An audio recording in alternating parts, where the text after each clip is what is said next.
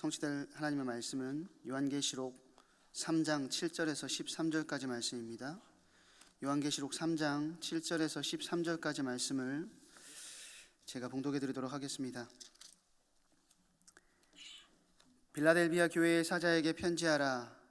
거룩하고 진실하사 다윗의 열쇠를 가지시니 곧 열면 닫을 사람이 없고 닫으면 열 사람이 없는 그가 이르시되, 볼지어다 내가 내 앞에서 열린 문을 두었으되 능히 닫을 사람이 없으리라.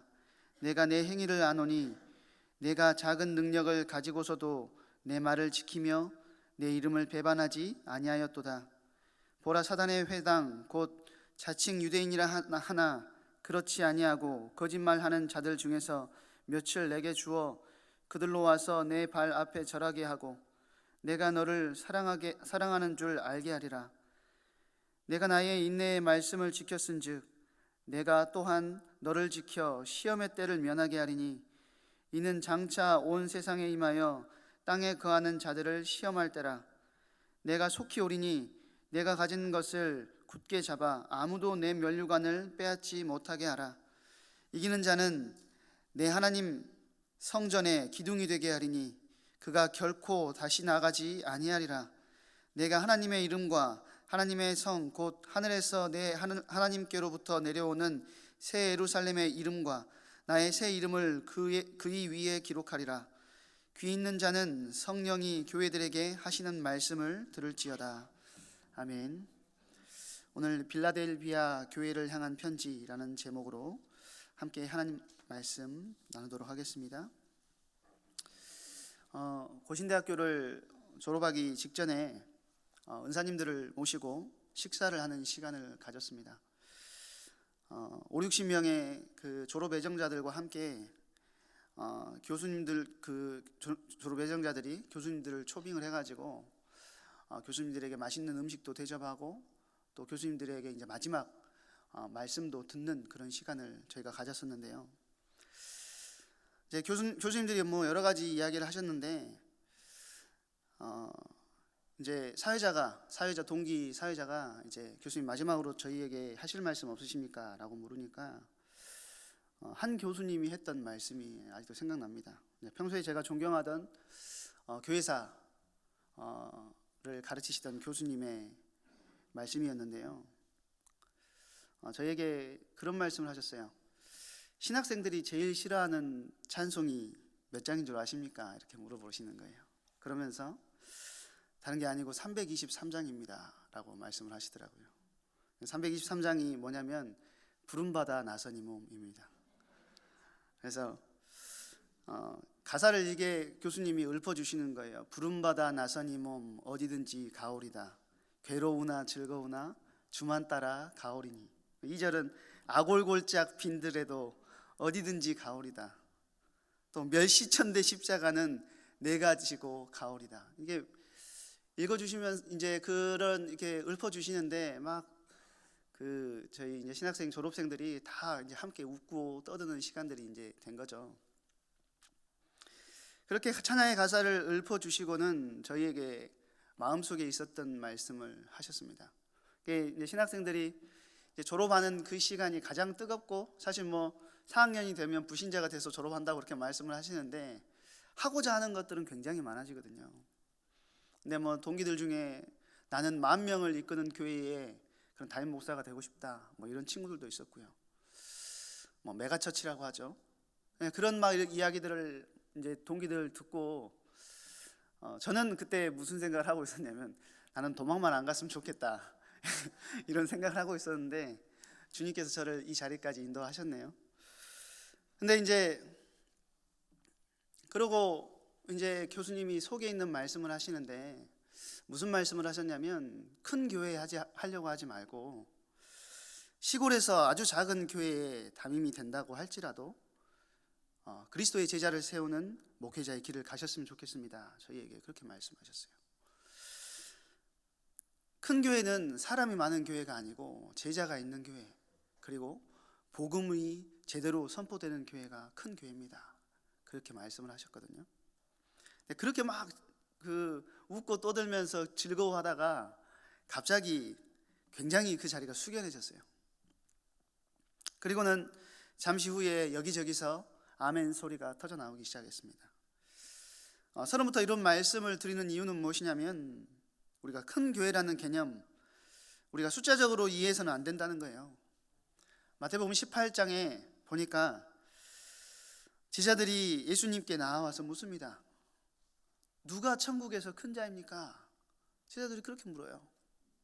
제자들이 그것을 묻는 이유는 뭐냐면, 제자들끼리 서로 이야기를 하는 거예요. 누가 예수님 오른편에 앉을 거냐, 누가 예수님 왼편에 앉을 거냐 하면서 그 주님께서 다스리실 그 나라에서 자기가 어떤 권세와 능력을 가지고 행할 것인지를 기대하며 누가 큰 자냐고 물어보는 것이죠. 그때 예수님께서 이런 말씀을 하십니다. 어린아이와 같이 되지 아니하면 결탄코 천국에 들어갈 수 없다. 그리고는 어린아이와 같이 자기를 낮추는 자가 천국에서 큰 자다라고 말씀하셨거든요. 우리가 자기를 낮춘다라고 이야기를 하면 겸양을 가져야 되는가? 라고 생각할 수 있습니다. 그런데 마태복음 18장의 예수님의 말씀은 우리가 겸손하고 겸양을 가져라, 이 말씀보다는 나의 상태를 분명하게 알아라는 거예요. 나는 전적으로 부패해 있던 구원받을 만한 것이 어떤 것이라도 하나도 가지고 있지 않은 악한 존재인데, 하나님께서 나를 강권하여 택하시고 구원의 복음을 우리에게 허락하셨다는 것입니다. 그 십자가의 복음에 의지해서 우리는 구원을 얻었고 우리는 그리스도인이 되었다는 것이죠. 아무 힘없고 연약해 보이는 그런 어린 나이와 같은 믿음을 가진 자가 큰 자라고 했는데요, 마찬가지라는 겁니다.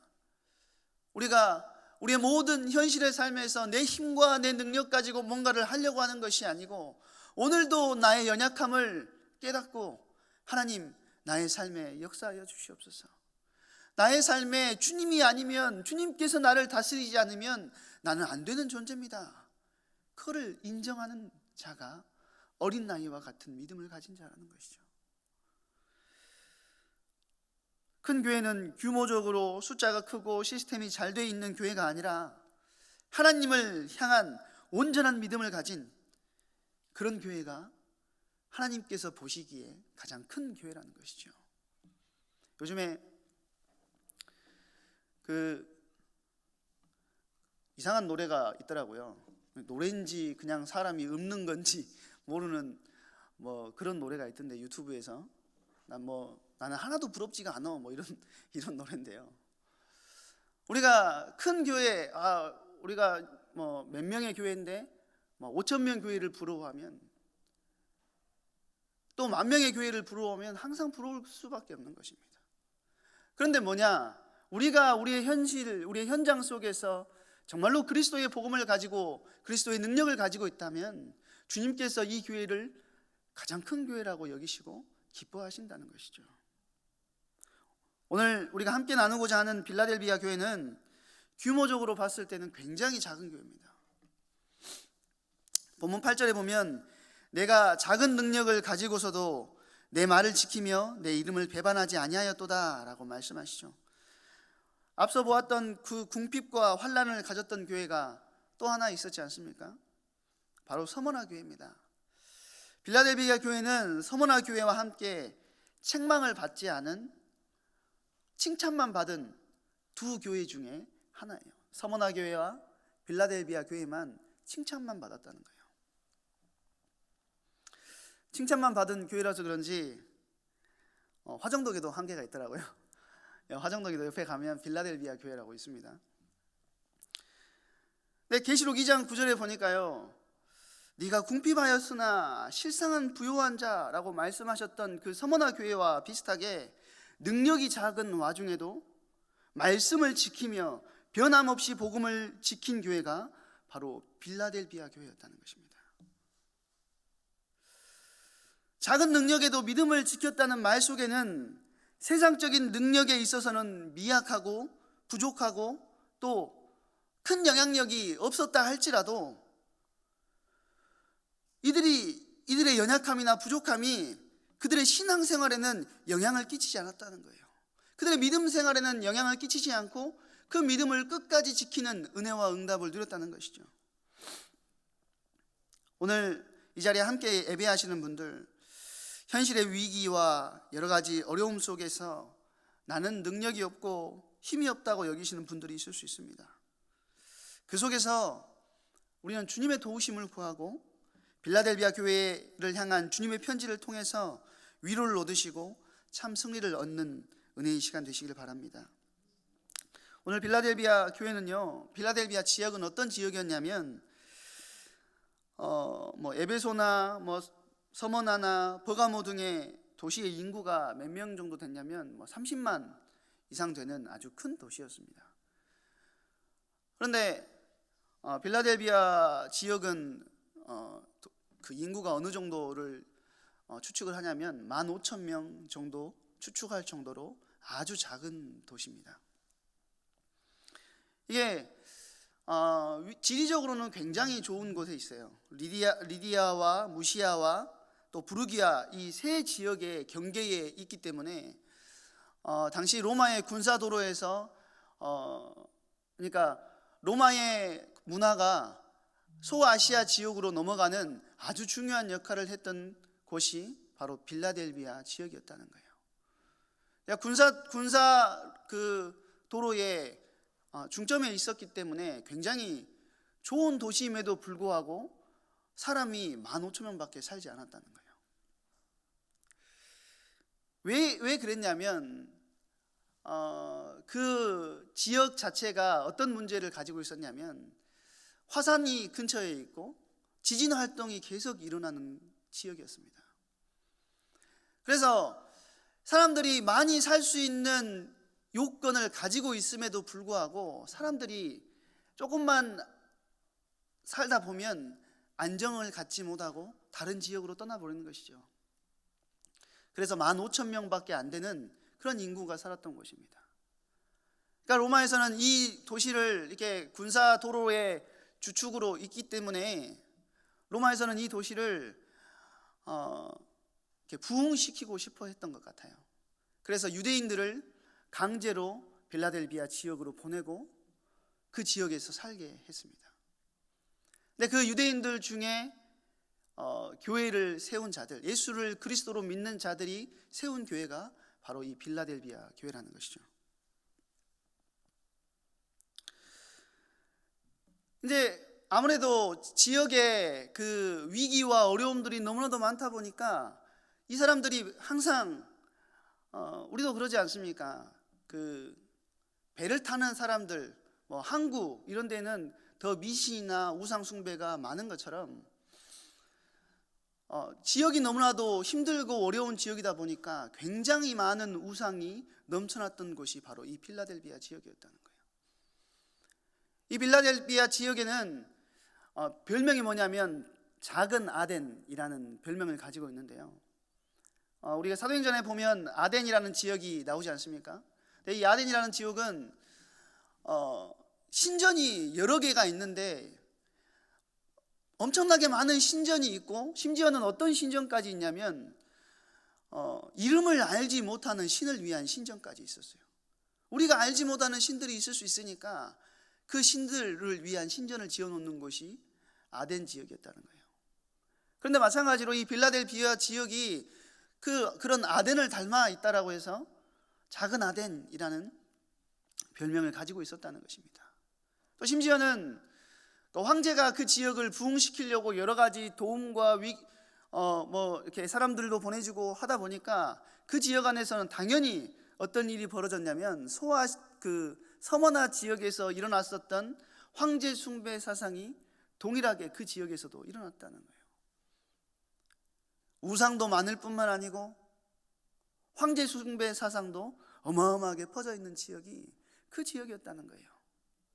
심지어는 로마에서 보냈던 유대인들이 굉장히 많은데 이 유대인들이 그리스도인들을 가만두냐? 그렇지 않았다는 겁니다.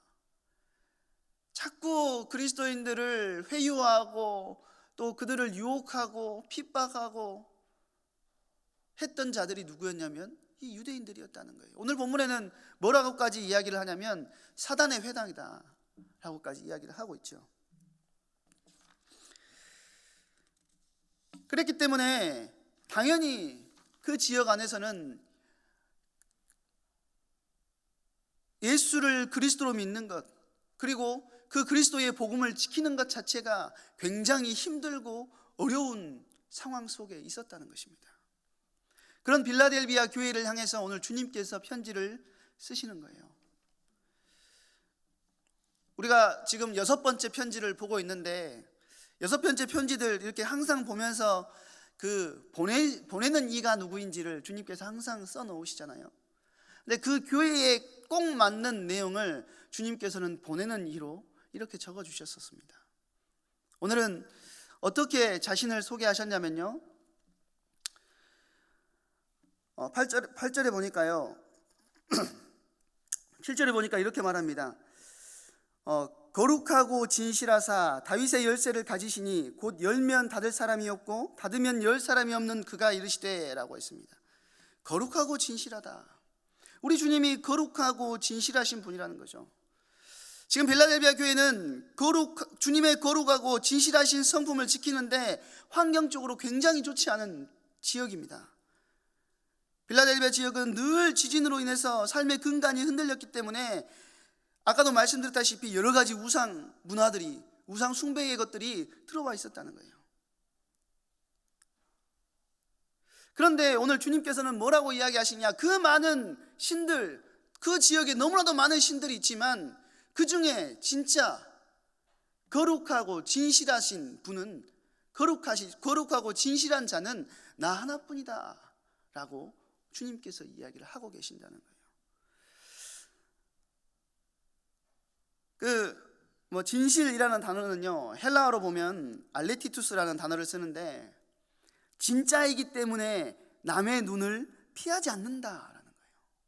진짜이기 때문에 남의 눈을 피하지 않는다는 겁니다. 여자분들이 좋아하는 게 여러 개가 있겠지만 가방을 많이 좋아하시더라고요. 가방 좋아하시지 않습니까? 근데 저는 명품이라는 단어를 안 씁니다. 사치품이라고 이야기를 합니다. 이렇게 1,000만 원도 넘고 1억이 넘는 가방도 있더라고요. 근데 그런 가방을 사려고 막 줄 서 있는 사람들이 있지 않습니까? 근데 그런 가방을 한번 들고 있다라고 생각해 보십시오. 진짜를 가지고 있는 사람은요, 어떻게 하겠습니까? 진짜이기 때문에 남의 눈을 피하지 않는다는 거예요. 그리고 어떻게 하겠죠? 야, 한번 열어봐라. 봐봐. 야, 박음질이 똑같지 않아? 이거 진짜야. 이렇게 말하는 겁니다. 근데 진짜를 가지고 싶은데 가질 수 없어서 레플리카라고 하죠. 그러니까 짝퉁 중에 가장 높은 수준의 짝퉁을 들고 있는 사람은요, 아무리 잘 따라했다라고 할지라도 그거를 안에까지 속속들이 한번 열어봐 라고 열어볼 수 있는 사람들이 없다라는 거예요. 왜 그렇죠? 내 스스로 뭔 줄 알기 때문에 가짜라는 걸 알기 때문이라는 거죠.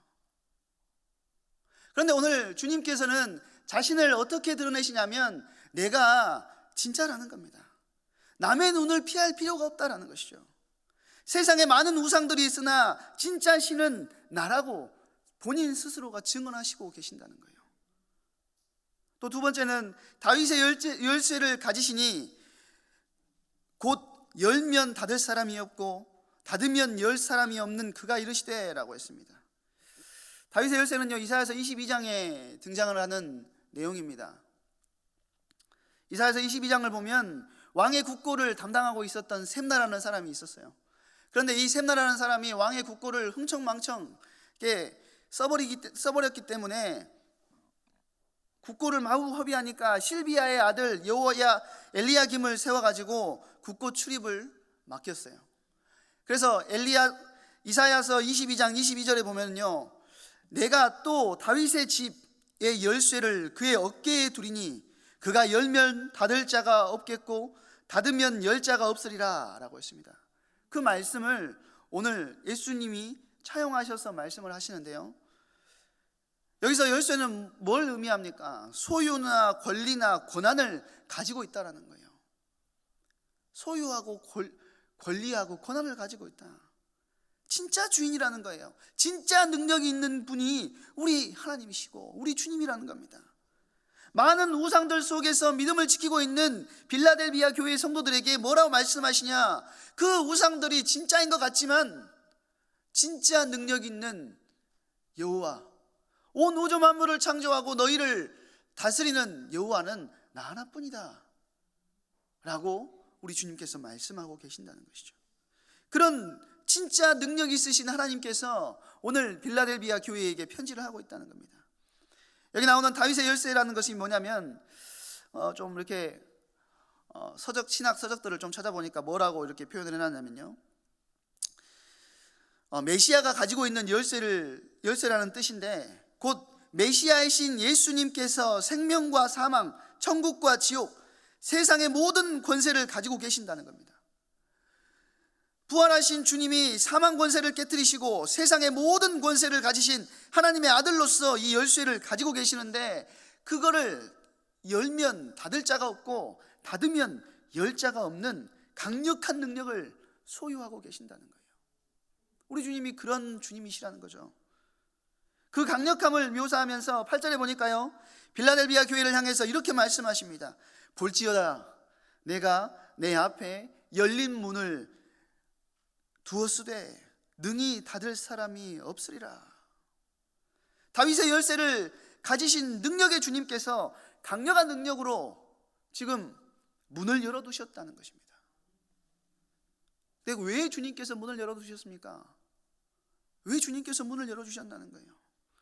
오늘 성경은 그 문을 열어두신 이유에 대해서 우리에게 분명하게 말씀하고 계십니다. 8절에 보니까요, 3장 8절에 보니까 뭐가 등장하냐면, 지난 시간에 우리가 봤었던 사대교회에도 뭐를 안다라고 했습니까? 내 행위를 안다라고 했던 것처럼 오늘 빌라델비아 교회에도 마찬가지로 너의 행위를 내가 아노니 라고 말씀하고 계십니다.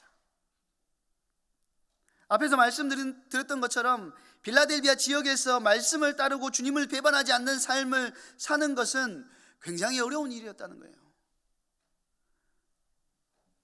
환경도 그렇고 여러 가지 문제와 어려움들이 있었다는 것입니다. 황제 숭배를 하는 것에는 당연히 뭐가 따라간다고 저번에 말씀드렸죠? 길드라는 것이 가입을 해야 사회생활을 할 수 있다라고 했어요. 그 길드에 가입하지 않으면 사회생활을 못하는 겁니다. 그런데 황제 숭배를 하지 않는다는 이유로 길드에 가입도 못하니까 사회생활도 못하는 것이고, 심지어는 같이 그 이주민으로 왔던 유대인들이 자기들을 핍박하고 유혹하고 넘어지게 하고 무너지게 하는 그런 상황 속에 있었다는 것이죠. 그런 환난과 시련 속에서도 어떤 것이 진짜 가치인지, 무엇을 따라가야 하는지에 대한 분명한 답을 빌라델비아 교회 성도들이 가지고 있었다는 것입니다. 적은 능력을 가지고도 주님의 이름을 배반하지 않고 믿음을 지킨 승리자의 길을 갔다는 것입니다.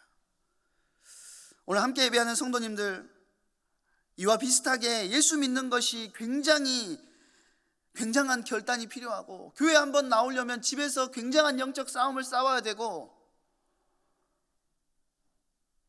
또 집에서 온라인으로 예배드리는 것조차도 숨어서 예배드려야 되는 분들이 있을 수 있습니다. 그리고 주님을 예배하고 찬양하는 것이 굉장한 결단이 필요하신 분들이 있을 거예요. 근데 그 속에서 굉장한 유혹과 이런 일들이, 그 마음속에서 이런 마음이 생겨날 수 있습니다. 내가 이렇게까지 해가지고 예배드려야 되는가? 그런 생각이 들 수 있다는 거죠. 그런 영적인 위기와 영적인 어려움들이 우리에게 찾아올 수 있다는 것이죠. 그런데 오늘 그런 연약하고 힘든 부족한 우리에게, 그리고 또 연약하고 힘들었던 빌라델비아 교회의 성도들에게 하나님께서 무엇을 열었다고 말씀하고 계시냐면, 문을 열어놨다라고 말씀하고 계십니다. 여러 가지 해석을 할 수가 있겠지만요, 저는 하나님께서 빌라델비아 교회 성도들과 그 믿음을 지키기 위해 마음과 생각을 다하는 주의 백성들을 위하여서 하늘의 문을 열어놓고 계신다라고 저는 이해했습니다. 하나님께서는요, 하늘나라에 들어가는 문, 하나님의 은혜에 들어가는 문, 하나님의 축복에 들어가는 문을 우리를 위하여서 열어놓고 계신다는 것이죠. 핍박 속에서 우리가 믿음을 지킬 때, 어려움과 환난 가운데 믿음을 지킬 때 주님께서 하늘문을 여시고 우리에게 감당할 힘을 허락하시고 그 가운데서 승리하게 하실 뿐만 아니고 은혜와 축복을 우리에게 부어주신다라고 말씀하고 계신다는 겁니다. 우리의 힘과 능력 가지고는 감당할 수 없을 만큼의 어려움과 위기가 찾아오는 것 같아 보일 수 있습니다. 그러나 우리가 안심할 것은 무엇입니까? 하나님께서 우리를 위하여서 하늘의 문을 열어놓고 계신다는 거예요. 열면 닫을 자가 없는 그분께서 하늘의 문을 열어놓고 계신다. 더 큰 축복은 9절에 등장합니다. 9절에 보니까요, 보라, 사단의 회당 곧 자칭 유대인이라 하나 그렇지 아니하고 거짓말하는 자들 중에 며칠 내게 주어 그들로 와서 내 발 앞에 절하게 하고 내가 너를 사랑하는 줄 알게 하리라. 얼마나 통쾌합니까? 요즘 말로 뭐라고 하죠? 사이다를 그냥 벌컥벌컥 마신 것 같은 그 주님의 그냥 사이다 발언 아닙니까? 뭐라고요? 내가 너를 사랑하는 것을 세상이 알게 하겠다는 거예요. 네가 하나님의 자녀이기 때문에 여러 가지 어려움과 핍박을 당하고 있지 않느냐? 그런데 네가 하나님의 자녀라는 것을 핍박하고 또 조롱하는 자들에게 내가 너를 사랑하는 것을 알게 하겠다라고 말씀하고 계신다는 겁니다. 이 말씀은 내가 빌라델비아 교회를 사랑함을 세상이 사람들이 알게 하겠다는 거예요. 특히 핍박하는 유대인들 중에 그들에게 내가 빌라델비아 교회를 사랑하고 있어. 그리고 그들을요, 우리 발 앞에 무릎 꿇게 만든다라는 거예요. 그 무릎 꿇게 만든다는 것이 무엇이겠습니까? 그런 핍박하는 자들을 그리스도의 복음 앞에, 그리스도의 능력 앞에 무릎 꿇게 하시고 그들을 주님의 품에 안으시겠다라는 말씀이신 것이죠. 혹시 여러분 가정과 가문 속에서 겨우겨우 신앙생활 이어가고 계신 분들 계십니까? 하나님께서 그들에게 뭘 보이시기를 원하시냐? 하나님의 사랑, 나를 향한 하나님의 사랑을 그들에게 보이기를 원하신다는 겁니다. 그리고는 그들을 우리 가족과 친지들, 복음을 알지 못해서 힘들어하고 어려워하고 있는 그들 가운데 그들이 주님 앞에 나와 무릎 꿇고 절하는 그런 역사가 분명하게 일어나게 될 줄로 믿으시기 바랍니다. 빌라델비아 교회 성도님들이 이 말은 무슨 말이냐면요, 주님께서 우리를 사랑한다, 이 말은 무슨 말이겠습니까?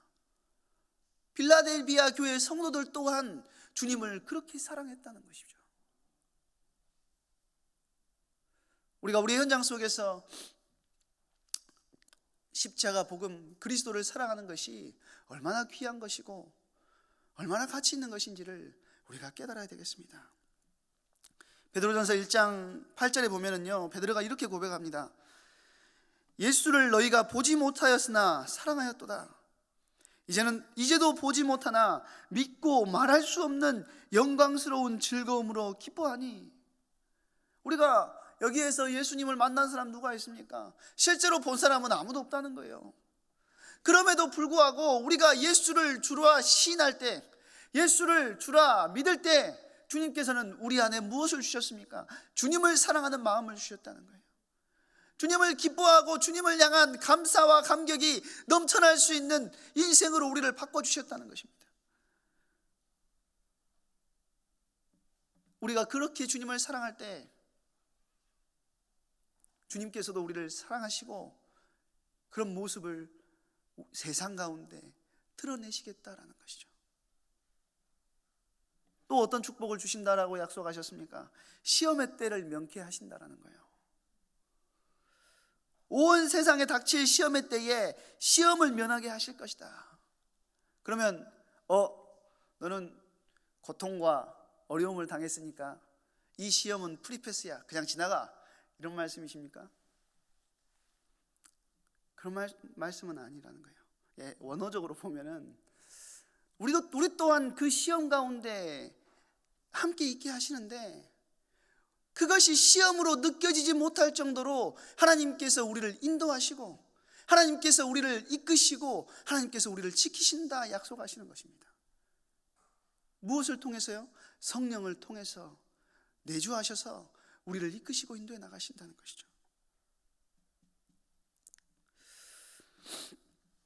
계시록 3장 11절에 이렇게 말씀하십니다. 내가 속히 오리니 내가 가진 것을 굳게 잡아 아무도 내 면류관을 빼앗지 못하게 하라. 이 시대를 살아가는, 말세 지말의 시대를 살아가는 성도인 우리에게 가장 중요한 것은 이것인 것 같습니다. 아무도 내 면류관을 빼앗지 못하게 하는 것입니다. 아무도 내 면류관을 빼앗지 못하게 하는 것. 주님께서 우리에게 주신 면류관이 무엇입니까? 사실 소아시아 7교회를 이야기하면서 계속해서 주님께서 말씀하고 계신 것이 이것입니다. 지난번에도 그렇게 말씀드렸었는데요, 사실 에베소 교회를 책망하시는 이유가 무엇이냐면, 너 처음 사랑 가지고 있느냐는 거예요. 십자가 복음의 사랑을 지금도 지키고 있니? 라고 물어보시는 거라는 겁니다. 부활절이 얼마 남지 않았지요. 우리가 부활절에만 십자가 복음을 기억하고 그때만 주님의 십자가를 바라보며 눈물을 흘리는 것이 아니고, 매일매일 우리가 붙잡아야 될 것은 그리스도의 십자가의 복음이라는 것입니다. 서머나 교회도 마찬가지라는 거예요. 정말로 가난하고 형편없었습니다. 겉으로 보기에는 정말 힘들고 어려운 교회였지만 내가 너를 보니 실상은 부유하다라는 거예요. 왜요? 그리스도의 십자가의 복음을 굳건하게 붙잡고 그들에게 찾아오는 모든 위기와 문제 속에서 그 그리스도의 복음으로 모든 결론을 내린 교회가 서머나 교회였다는 것이죠. 버가모 교회도 마찬가지입니다. 순교하는데도 뭘 놓지 않느냐? 그리스도의 십자가의 복음을 놓지 않았기 때문에 버가모 교회가 칭찬받았던 겁니다. 두아디라 교회도 마찬가지입니다. 내게 있는 것을 주님 올 때까지 지키라. 우리에게 있는 것이 뭡니까? 재산입니까? 젊음입니까? 제가 오늘도 이거 프린트를 해놓고요, 오늘도 이거 프린트를 해놓고 안 가져왔어요. 또 계속 요즘에 계속 그러는데, 이제 40대가 넘어가지고 그런가, 이렇게 머리가 가물가물해지나 이런 생각이 드는데, 자랑했던 그 젊음이 이제는 어제와 같지 않다는 것입니다. 우리가 가지고 있는 것은 그런 것이 아니고 주님께서 우리에게 주신 것, 그리스도의 십자가의 복음이라는 겁니다. 사대교회도 마찬가지죠. 그 옷을 더럽히지 않는 자, 의의 옷을, 주님께서 우리에게 입혀주신 의의 옷을 더럽히지 않는 자를 주님께서요, 그를 승리하게 하신다. 오늘 빌라델비아 교회도 마찬가지죠. 11절에 보면 그 말씀을 하고 계시는 겁니다. 너의 면류관을 빼앗지 못하게 할 것이다.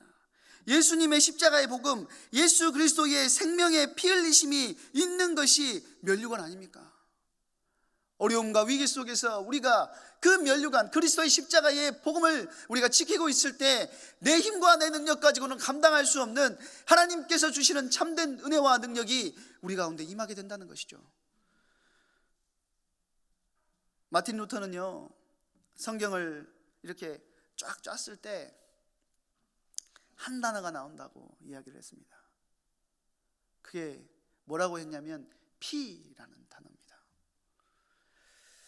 그리스도의 피, 우리가 이것을 면류관으로 받았다는 겁니다. 어떠한 상황과 환경 속에서도 흔들리지 않고 이 복음을 지키고 믿음을 굳건하게 세우기를 우리 주님께서는 원하신다는 것이죠. 이 믿음을 지키는 교회가 큰 교회고, 이 믿음을 지키는 여러분을 하나님께서 기뻐하시고 천국에서 큰 자라 칭하신다는 것입니다. 오늘 이기는 자에는 어떤 응답들을 주신다고 하셨죠? 성전의 기둥이 되게 하신다라고 했어요. 이기는 자, 이 면류관을 끝까지 지키는 자는 성전의 기둥이 되게 하신다라고. 빌라델비아 교회가 그 지역이 지진이 많은 지역이라고 했죠. 그래가지고 이제 성전의 기둥이 어떤 것일지 궁금해가지고 한번 찾아봤습니다. 찾아보니까요, 기둥이 얼마나 큰지 사람 10명이, 5명이 붙어가지고 이렇게 잡아야 될 정도로 그 기둥이 두껍습니다. 다른 거는 다 무너졌어요. 벽도 무너지고 다 무너졌는데 뭐만 안 무너졌느냐? 기둥만 안 무너졌더라고요. 왜 그렇게 기둥을 튼튼하게 짓습니까? 지진이 오니까 기둥을 튼튼하게 짓는 거죠. 그런 기둥으로 우리를 삼아 주시겠다라는 것이죠. 벽과 건물은 다 무너졌는데 우리를 성전의 기둥이 되게 하신다. 그리고 하나님의 이름이 새겨진 하나님의 성전의 기둥으로서 우리를 다윗 왕과 같은 상속자로 우리를 부르시고 하나님께서 이루실 새 예루살렘을 우리에게 허락하신다라고 말씀하시는 거죠. 오늘도 빌라델비아 교회의 성도들만 이 말씀을 들을 것이 아니고 이 시대를 살아가는 우리에게도 우리 주님 말씀하고 계십니다. 현실에 찾아온 위기와 어려움 속에서 그리스도의 십자가의 복음을 그건 기초지, 그건 기본이지, 이게 아니고 그것이 전부입니다. 그리스도의 십자가의 복음을 굳게 붙드시고 하나님의 이름이 새겨진 성전의 기둥으로 새 예루살렘의 상속자의 응답을 누리시는 우리의 모든 성도님들 되시기를 주님의 이름으로 축원드립니다. 한번 기도하도록 하겠습니다. 사랑의 하나님, 감사를 드립니다. 하나님, 이 시간 이 자리에 아버지께서 성령으로 역사하시고 정말로 우리가 성전의 기둥으로 쓰여지기를 소망하오니 교회를 세우고 후대 렘넌트를 일으키는 중요한 응답의 자리에 우리가 들어가기를 소망하오니 하나님, 오늘도 우리가 십자가의 복음을 굳건히 붙들고 현장 가운데 승리하는 역사 일어나게 하여 주시옵소서. 감사를 드리오며 그리스도의 신의 주님의 이름으로 기도하옵나이다. 아멘.